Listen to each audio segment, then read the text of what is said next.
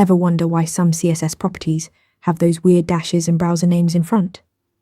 Let's decode vendor prefixes. Vendor prefixes are browser-specific prefixes that you add to CSS properties. The most common ones are -webkit for Safari and Chrome, -moz for Firefox, -milliseconds for Internet Explorer and Edge, and -o for Opera. These prefixes tell the browser to use its own experimental implementation of a CSS feature. So why do these exist? Before a CSS property becomes an official standard, browser vendors need to test it in the real world. Prefixes allow developers to use cutting-edge features while the spec is still being finalized. Once the feature is standardized, the unprefixed version becomes the official one. Here's what it looks like in practice.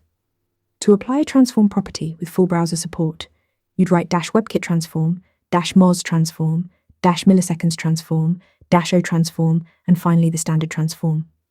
Same property, 5 different lines. Early CSS3 properties like border radius, box shadow, and transitions all required this treatment. The good news: you rarely need to write these manually anymore.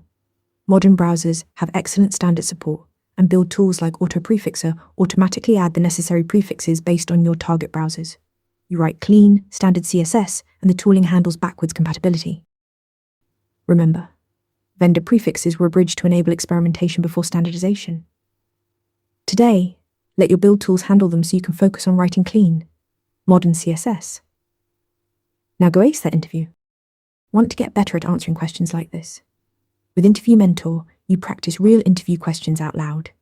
You get personalized feedback and a grade on every answer, and you can track your improvement over time.